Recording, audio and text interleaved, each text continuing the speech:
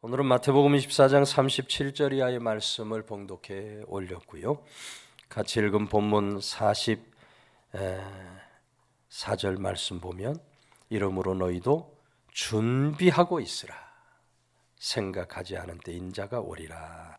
너희도 준비하고 있으라. 오늘 우리 교회력으로 11월 마지막 주는 대강절 첫 번째 주일을 맞습니다. 아기로우신 예수님, 우리가 이제 기쁨으로 또 감사로 찬송으로 맞이합니다만, 이 세상에 오신 우리 주님, 33년의 생애를 살고 십자가 지시고 돌아가시고 다시 부활하셔서 승천하신 우리 주님은 다시 오시마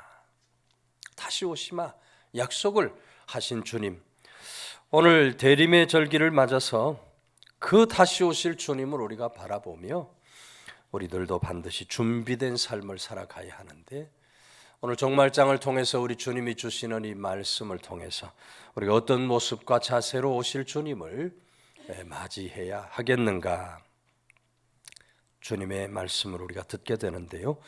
39절 말씀 보면 홍수가 나서 그들을 다 멸하기까지 깨닫지 못하였으니 인자의 임함도 이와 같으리라고 말씀을 합니다.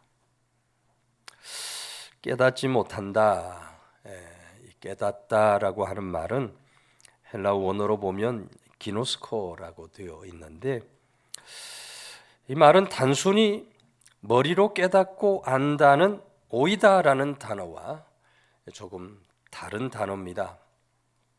오이다는 그냥 보여지는 사실, 그것을 그대로 안다라는 의미에 가깝다면, 기노스코는 경험을 통해서 알아가거나 혹은 깨달음을 통해서 깊이 인식한다, 그런 알을 나타내는 말이라고 되어 있습니다. 다시 말하면 시간이 이렇게 지나가면서 더 깊이 알고 깨달아지는 거예요.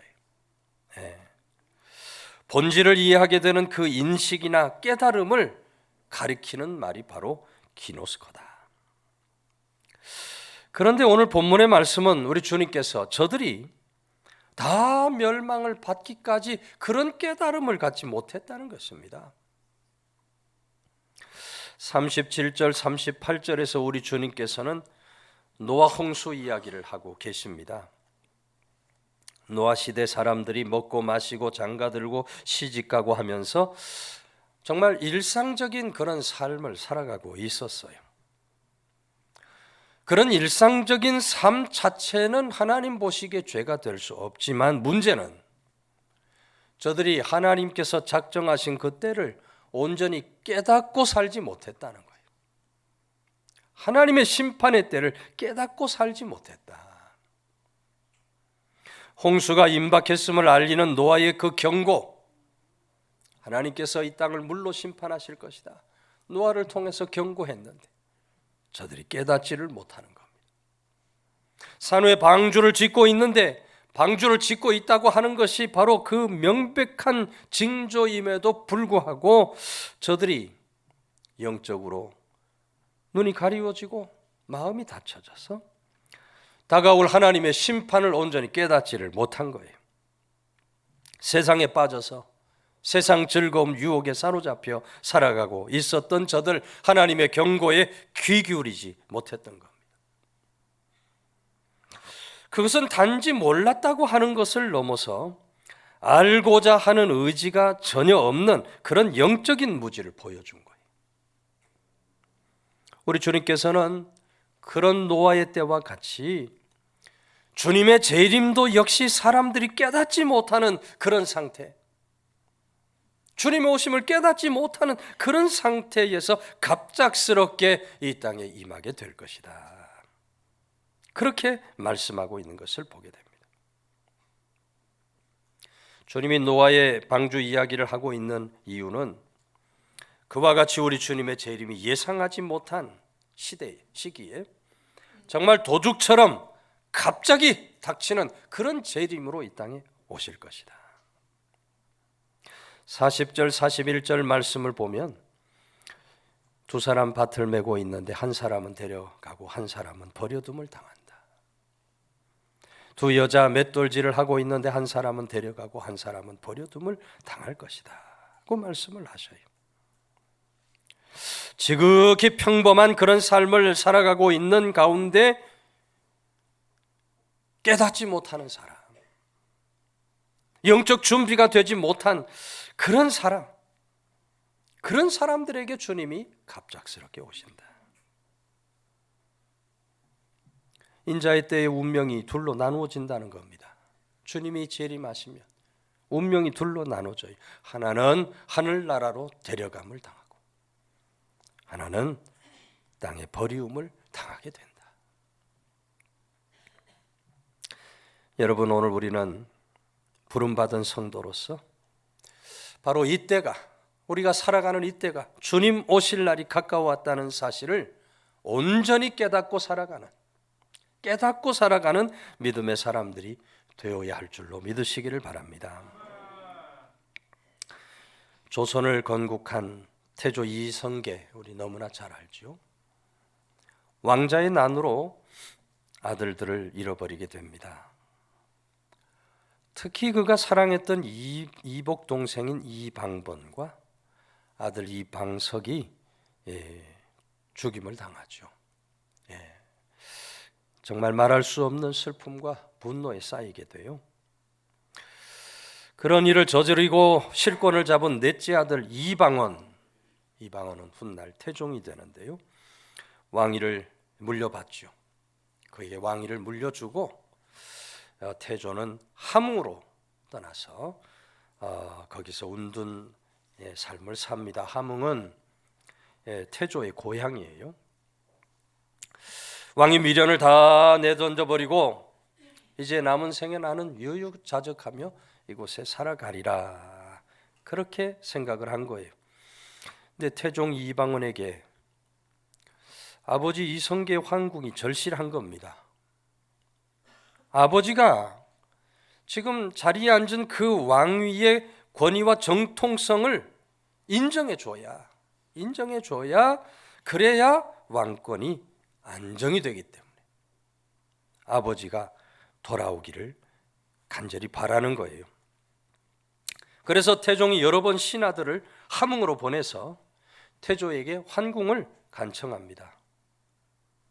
그때 그렇게 아버지 함흥으로 갔던 사신들을 일컬어서 차사라 이렇게 불렀는데요.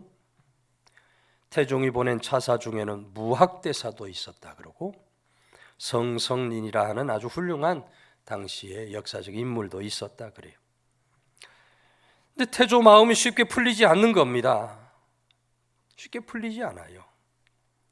아들 이방원에 대한 깊은 원망, 분노가 가득하기 때문에 그렇게 찾아온 차사들을 만나주지 않거나 심지어 그 차사들을 죽였다는 이야기도 전해지는 거예요. 그로 인해서 한번 함흥으로 떠난 차사들 다시 돌아오지 못하게 되었고, 그런 이야기에서 심부름꾼이 가서 돌아오지 않거나 소식이 아주 없다는 말에 이르는 함흥차사라는 우리 잘 아는 말이 유래가 된 겁니다. 물론 태종실록 같은 정사 기록에는 태조가 차사들 죽였다는 그런 직접적 기록은 찾아보기 어렵습니다. 오히려 태조가 국왕이었던 태종이 사람들을 보내지 않았다라는 서운함을 토로하는 내용이나 성성린이 무사히 돌아온 기록이 기록되고 있어요. 그러나 민간에 구전되는 이야기와 극적인 요소를 더해서 함흥차사라는 말이 만들어지게 되었고, 오늘 우리들이 이 말을 가끔씩 쓰게 되는 거죠. 그런데 여러분, 안타깝게도 우리 주님 재림에 대하여 이 말을 가져다 쓰는 사람들이 있다는 겁니다. 우리 주님도 함흥차사지. 오시기는 뭘 오시나?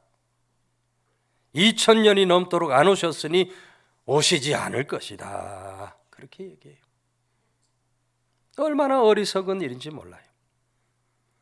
하나님 말씀이 우리에게 분명하게 말씀하고 있습니다. 요한계시록 1장 7절 볼지어다 구름을 타고 오시리라. 우리 주님 약속하신 대로 재림주로 이 세상에 임하게 될 줄로 믿으시기를 바랍니다. 제가 한번 말씀드렸습니다만 저는 개인적으로도 이렇게 하늘로 올라가는 재림을 경험한 적이 있었고, 한 번은 우리 교회 전체가 들려 올라가는 그런 꿈을 꾼 적도 있어요. 제가 가끔 그래서 말씀드리죠. 우리 교회 등록하면 어지간하면 떠나지 마셔라. 우리 교회가 다 올라가는 그런 꿈을 꿨으니 얼마나 제가 그 꿈을 꾸고 감사가 됐는지 몰라요. 주님은 약속하신 그대로 구름을 타고 이 땅에 오실 줄로 믿으시기를 바랍니다. 오늘 종말장 우리 주님께서 주신 말씀, 이 시대가 우리 주님이 주신 말씀과 다르지 않는 시대예요. 난리의 소문이 가득한 세상이고, 민족이 민족을, 나라가 나라를 대적하는 세상이고, 지금 곳곳에 기근과 지진이 가득한 세상은 우리 주님이 말씀하신 주님의 재림의 날이 가까웠음을 잘 보여주고 있는 거예요. 마지막 때가 가까이 왔다. 깨닫지 못하는 어리석은 사람이 아니라 온전히 깨닫고 오늘 다시 오실 우리 주님 잘 준비하는 믿음의 사람, 대림절의 성도들이 다 되시기를 주의 이름으로 축원해 드립니다. 42절 말씀은 그러므로 깨어 있으라. 어느 날에 너희 주가 임할런지 너희가 알지 못함이니라 그랬어요. 깨어 있으라 하는 말씀도 헬라어 원어로 보면 그레고레이테라는 말인데 명령형으로 되어 있어요. 깨어 지키라, 경계하라, 잠들지 말라, 이런 의미를 가진 말이에요. 단순히 그저 육체적 잠에서 깨어 있으라 하는 말이 아니고, 이 말씀은 영적으로 깨어 있어야 한다. 영적으로 깨어 있어야 한다. 명령형으로 기록이 되어 있기 때문에 이 말씀은 우리가 선택할 수 있는 사항이 아니에요. 반드시 그렇게 살아가야 함을 말씀하고 있는 거예요. 너희 주가 언제 오실는지 너희가 알지 못합니다. 아주 명확한 단정으로 우리 주님께서 말씀을 하고 있는 겁니다.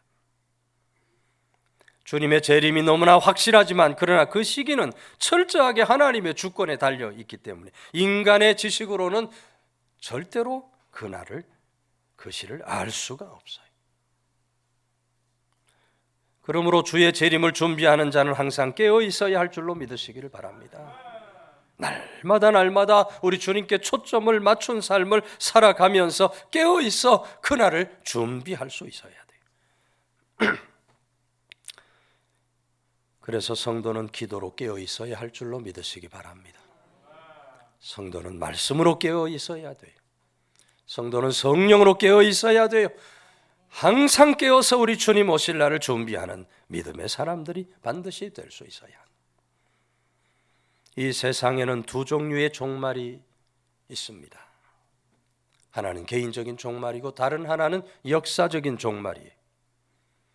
하나님 말씀은 분명히 역사적 마지막 날 종말이 있다고 말씀을 해주고 계셔요. 재림의 시간 알 수가 없지만 그러나 항상 깨어서 준비된 삶을 살라 말씀하고 있는 하나님 말씀을 우리가 듣게 되는 겁니다. 캘리포니아에서만 평생 살아온 어떤 자매가 매일 저녁 잠자리에 들 때에 신발과 회중 전등을 침대 밑에 놓아두고 잠을 잤다 그래요.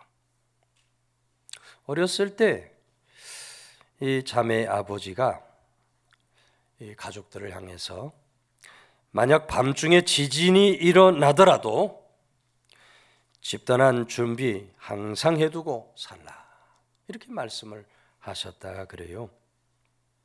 그래서 이 자매는 지진이 일어나면 창문이 부서지고 전기가 나가는데, 그러나 신발이 있으면 깨어진 유리 위를 걸어갈 수 있고 회중전등이 있으면 어둠 속에서도 길을 찾을 수가 있다.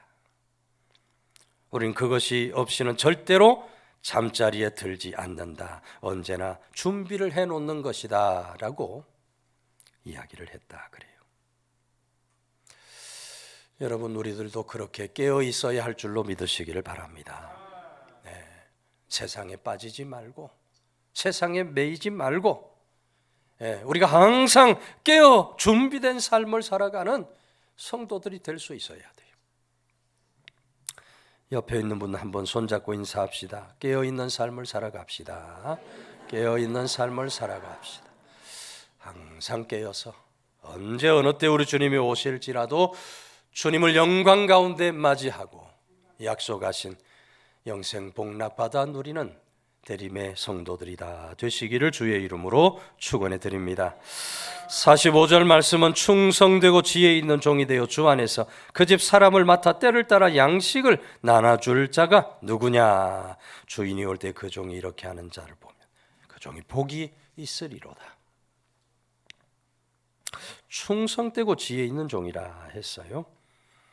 충성이라는 말은 제가 여러 번 말씀드렸죠. 헬라어로 피스토스라는 말이고 충성된, 신실한, 믿을 수 있는, 성실한 그런 의미를 가진 말입니다. 이런 충성이라고 하는 말은 주인을 변함없는 그런 믿음으로 주인에게 충성하고 흔들리지 않는 그런 성실함으로 주인에게 충성하는 것이다. 지혜라는 말도 헬라어로 보면 프로니모스라는 말인데 지혜 있는, 사려 깊은, 현명한 그런 의미를 가진 말이에요. 주어진 상황 속에서 무엇이 옳고 무엇이 그른지를 잘 분별하면서 그 삶 속에서 바르게 판단하고 행동하는 그런 실천적인 지혜를 일컬을 때 프로니모스라고 이야기를 합니다. 여러분, 오늘 말씀은 그렇게 지혜가 있고 충성이 있어야 한다. 지혜와 충성, 충성과 지혜가 반드시 있어야 한다고 말하고 있는 거예요. 충성만 있고 지혜가 없다면 어떻게 될까요? 충성은 있는데 지혜가 없으면 주인의 뜻이 무엇인지를 잘 이해하지 못해요. 판단하지 못해요. 이를 거르칠 수밖에 없어요. 반대로 지혜는 있는데 충성이 없다면 그 지혜를 가지고 주인 유익을 위하지 않고 자기 유익을 위해 살 수가 있는 거예요. 그러므로 반드시 종은 이 두 가지를 균형 있게 잘 갖추어야 돼요. 오늘 우리가 충성된 주의 종된 삶을 살아가려면 반드시 지혜롭게 우리에게 주신 상황을 잘 파야 돼요. 반드시 지혜롭게 우리에게 주신 사명 끝까지 잘 충성하는 그런 믿음의 삶을 살아가야 할 줄로 믿으시기를 바랍니다. 지혜와 충성은 그래서 항상 함께 있어야 한다. 충성은 정확하고 지혜로운 판단에 근거해야 하고 지혜는 반드시 충성스러운 열매로 나타나야만 한다. 우리가 준비하고 살아갈 때 무엇보다 지혜로운 충성을 잘 준비하고 살아가야 할 줄로 믿으시기를 바랍니다. 복음 전도자 무디 목사님 언제나 능력 있는 설교를 했다 그러죠. 몇만 명씩 모여서 목사님 설교를 들으며 하나님 앞에 예배를 드렸다 그래요. 어느 날 어떤 사람이 와서 목사님 그 설교, 능력 있는 설교의 비밀이 어디에 있습니까?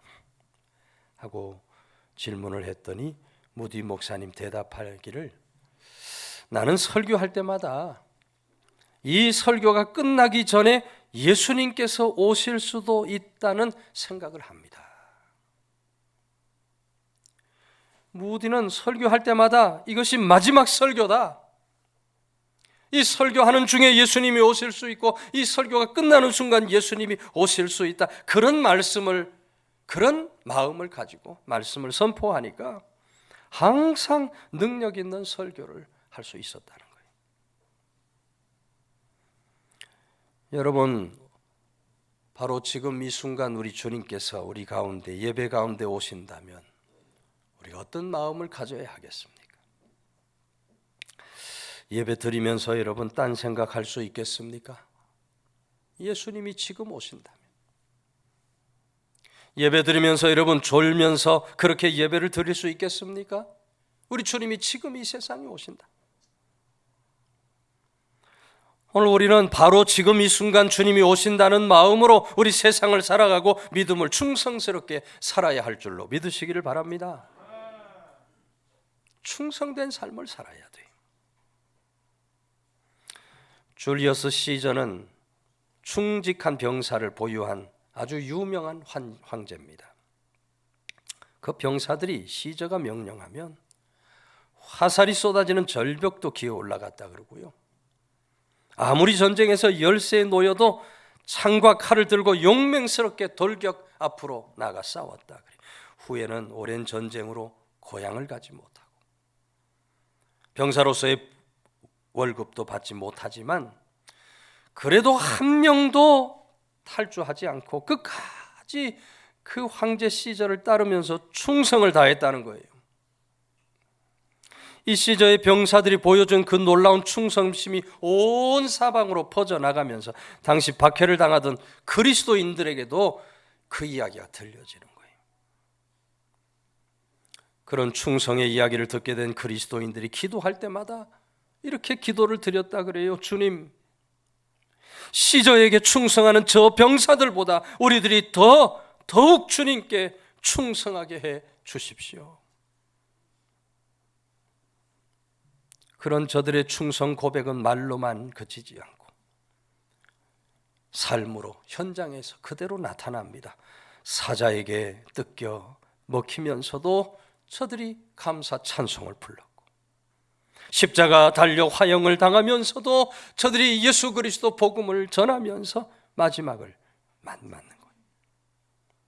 그러니 누구보다 이 황제를 따르던 로마 병사들이 도대체 저들이 믿고 저들이 충성하는 분이 누구길래 저토록 충성할 수 있는가 하고 궁금해했다고 하는 그런 기록이 남아있는 것을 보고 듣게 되는 것입니다. 여러분, 오늘 우리들의 충성이 그런 충성이 될 수 있어야 할 줄로 믿으시기를 바랍니다. 말로만 그저 충성하겠어요. 그런 충성이 아니고 우리 온 몸과 마음을 바쳐서 우리 중심을 기울여 드리는 그런 참된 충성의 삶을 살아갈 수 있어야 돼요. 주님 오실 날 바라보면서 더 끝까지 충성하고 더 죽도록 충성하는 그런 사람들이 될 수 있어야 돼요. 죽도록 충성하라 하면 우리 주님 좀 너무 하신다는 생각이 들 수도 있습니다. 그동안 이렇게 힘들게 믿음의 삶을 살아가고 있는데 좀 위로해 주시고 격려해 주시고 잘했다 해 주시지 왜 거기다 또 죽도록 충성하라 말씀하실까? 그것은 여러분 바로 우리 주님께서 그렇게 살아가셨기 때문이에요. 요한계시록 2장 8절 말씀 보면 처음이며 마지막이요 죽었다가 살아나신 이가 이르시되 라고 말씀하고 있어요. 예수님 자신이 하나님 앞에서 죽기까지 충성하셨다가 다시 살아나신 거예요. 그 주님께서 우리에게 주신 말씀이 너희들도 죽도록 충성하라 그리하면 내가 너희에게 생명의 면류관을 줄 것이다. 그래서 여러분 우리는 죽도록 예배에 힘써야 할 줄로 믿으시기를 바랍니다. 죽도록 봉사에 힘써야 돼요. 2025년도도 사명 직분을 따라서 봉사하고 헌신해 왔는데 2026년도에도 내게 맡겨주신 사명 직분을 따라서 죽도록 봉사하고 섬겨야 돼요. 우리 주님이 주신 말씀 땅끝까지 복음을 증거하라 하셨으니 죽도록 우리가 선교하는 일에 힘쓰며 살아갈 수 있어야 돼요.